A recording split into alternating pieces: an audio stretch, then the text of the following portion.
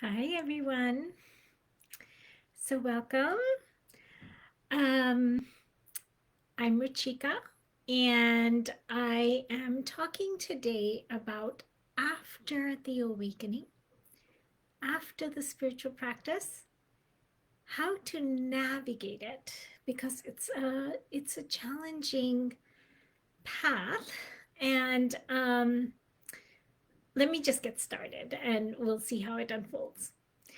So, it's so incredible to be in a place where we are able to um, practice, really, that we're called to and we're able to practice. There's going to be so many activations that have already happened today and will continue to happen for the next 10 days or so. And it's such a gift. And what it's going to give us is it's going to be an awaken. We're going to have moments of potentially awakening. We're going to experience bliss, connectedness, joy, love, peace, sensuality. There's a lot of experiences that we're going to be having, um, many of us. And if you've been on a spiritual path, you've already experienced a lot. And it's so great, really.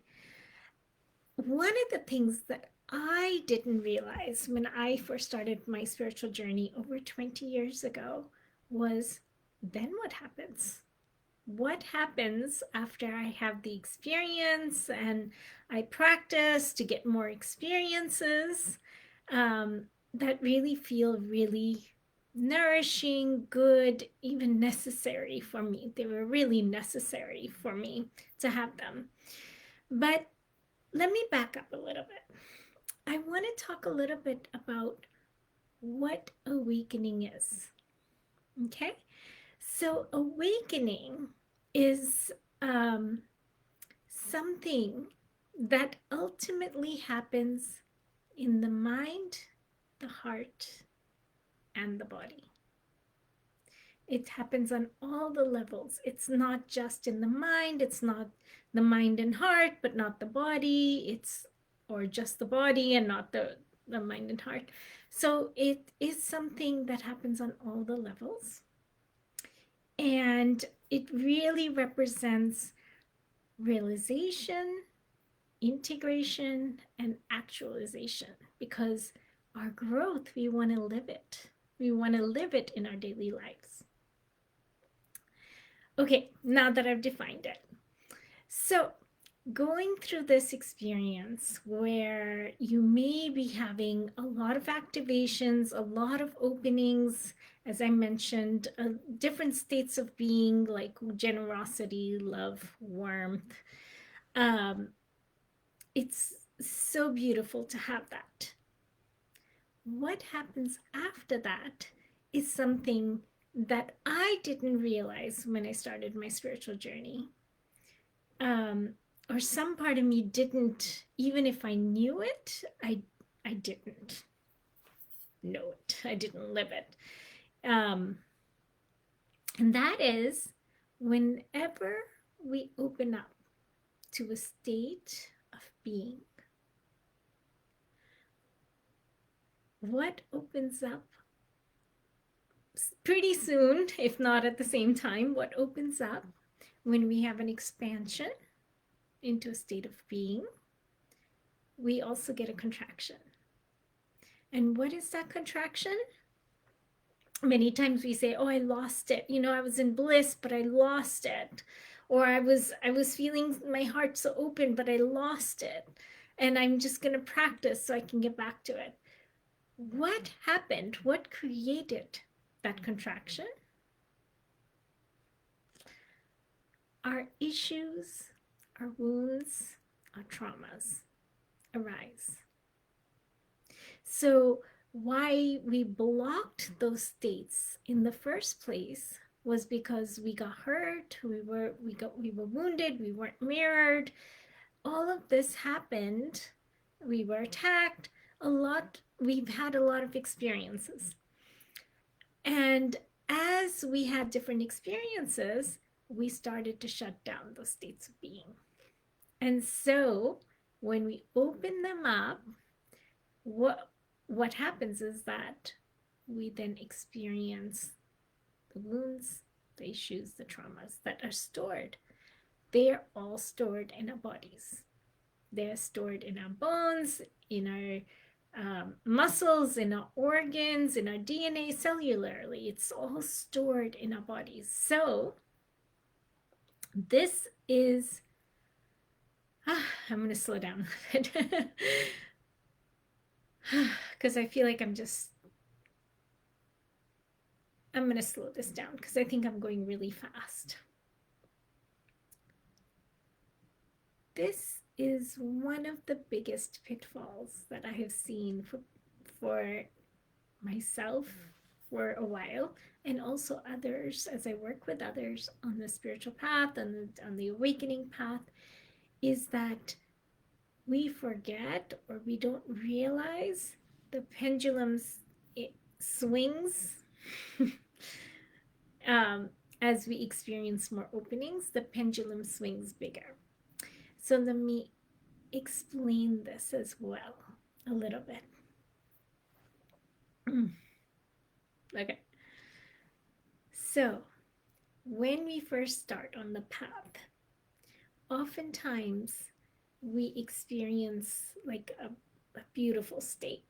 Let's say love, right? We experience love, our hearts are open. There's many different types of love, but we'll just call it love in this moment. We experience love. Say this is the pendulum. We experience love. It feels huge because we haven't opened that much in a while.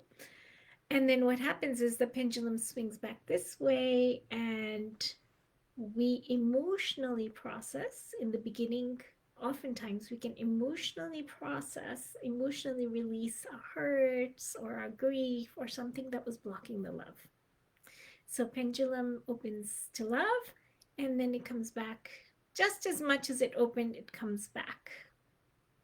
So, and we can navigate that. And that's often in the beginning of the journey. If the pendulum is just swinging this much, even though we feel like, oh my gosh, I'm experiencing so much, you know, as we continue to transform, as we continue to open up more and more and have even more states of being that start to become more natural to us, we might open up deeper. So now we've opened up love to here, right? We've opened up love not just to here, not in the bottom of the pendulum, but to here. And now what we're going to experience, it's not like, oh my gosh, I have grown so much. This is so great. I'm all the way here, and it's just going to go here, and I'm going to go here, and I'm going to go, it's going to go from here. The pendulum is going to swing here. All right. That is how it works. Now, the deeper the transformation, the deeper the awakening, the deeper the issues, the deeper the wounds, the deeper the traumas. There are some people who claim they've awakened and they're here and that they exist here. That is not how the universe works. They have somehow transcended and bypassed this. So let me give you an example, because this feels a little bit abstract on the one hand. So again, states of being, it could be love, joy, peacefulness, generosity, sensuality. It could be any number, joy. It could be any number of, states of being are actually very human. So it could be any number of those experiences that we have. Now, we will shut them down at some point. That will happen. And let me bring it to an example. One of the things that I'm so excited about is that I think there was a womb activation right before I came on. And I think there's going to be a lot of womb activations happening over the next 10 days or so. I think I haven't fully looked. And it is really beautiful, actually. The womb is really where the it's enlightenment for the female comes from the womb. It's really connected to the earth. It's so rich. We get to really claim ourselves when we are embodied in our womb. And I think 2 years ago I did a guided meditation um, into the feminine and into the womb, I think, if I remember correctly. So beautiful that there's so much of that happening, and so much more. But I'll just take the womb as the example. And we have connection to the earth. It is where the female enlightenment happens. It is really deep restfulness. My gosh, so delicious and very necessary, really. At the same time, we may have, you, me, all of us, we may individually have some experiences post activation, or even sometimes during the activation, we don't open up to that. We might be opening up to a personal trauma, personal sexual trauma and abuse. It could be fear of annihilation. It could be feeling the collective trauma for women, feeling less than. There could be a lot of grief there. So there's like a number of things that could happen during, before, or sometimes before, but during and after an activation. And so this is the thing to pay attention to, right? Because it happens. And oftentimes we on a spiritual journey don't expect it to happen. We just think, I'm going to practice, I'm going to reach these states of being, and it's going to transform me. Just reaching these states of being, just connecting with my womb in itself is going to transform me. Yes, connecting with the womb, as an example, is really important in terms of transformation. It's really, really important. And the pendulum is going to swing. The womb is actually quite a hot spot. The womb and the pelvis is quite a hot spot for where we store also a lot of our traumas, and they get stored there. So just be aware if you can. So let me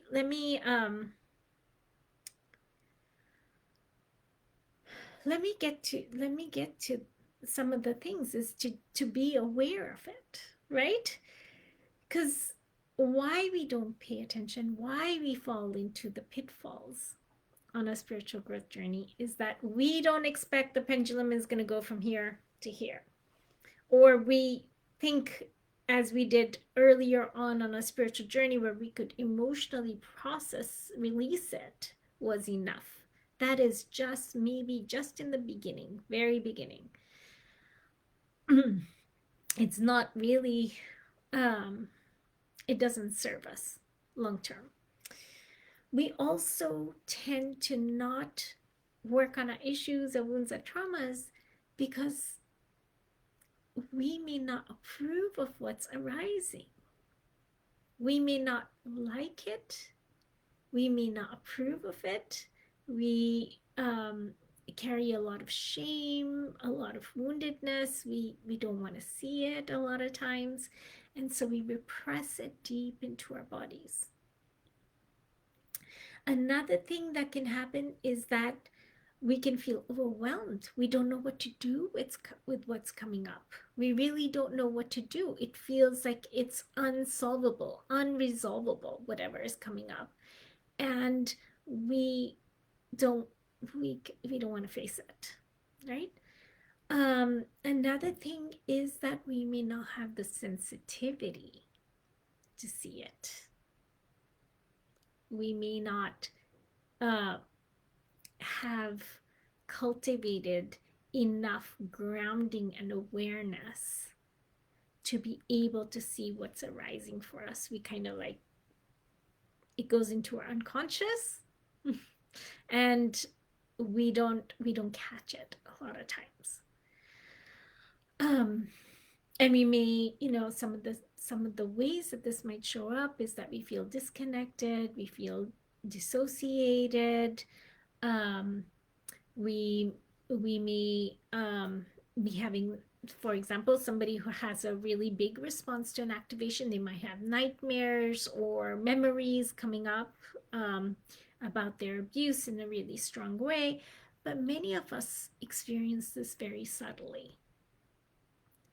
And I think that's the part that um, is really important, is that we experience it subtly. We experience states of being, and then we're like, I disconnected from it. I'm in my normal life. I feel like myself again, and um, we don't catch it because there's nothing screaming at us to say, "Hey, you need to look at this." Oh my gosh, we're running out of time. So let me give a couple solutions. Okay, so the first solution: expect it. Really expect it. Expect the pendulum to swing. And again, the more you've awakened, the bigger the swing. And it does not stop. Okay? Ever. You never reach it where you don't swing anymore. So um expect it. You opened your heart, you opened your womb, you opened your pelvis, your issues, your wounds will arise. Number one, expect it. Number two, ground your awareness in your body. One of the things on the spiritual path is to create the body as the container. So when there's emotional hurts, when there's memories arising, when something is coming up in the body, you have the muscles, the capacity to stay grounded without identifying with the swings of the pendulum, which can be really, really hard. So grounding in the body can really help to use your body as a container to hold your growth journey, your awakening. Next, do not repress how you feel because of what you want to feel. Okay, a lot of this is so common. We repress. I want to feel loving, so I'm going to repress my hate. I'm going to repress my anger. I'm going to repress my jealousy. Don't repress it. We have to feel it in the body. In the body. Feel it so it can transform. All right? So don't repress what you feel for how you want to feel. Last thing is get some support. I think this is also sometimes really, really missed on the spiritual journey and the awakening journey, which is we want to do it ourselves, which is beautiful to have your inner guide, your own, being responsible for yourself in that way. But when a teacher, when a guide holds the space for you, then the part of us that's terrified about what's arising, we can open it up. We can look at it. We might repress it, but when there's somebody holding the space, somebody who's been on this journey, who has been embodying, who is further, generally further along, they've had a bunch of experiences, they've really grown, then they can hold the space. We can feel safer.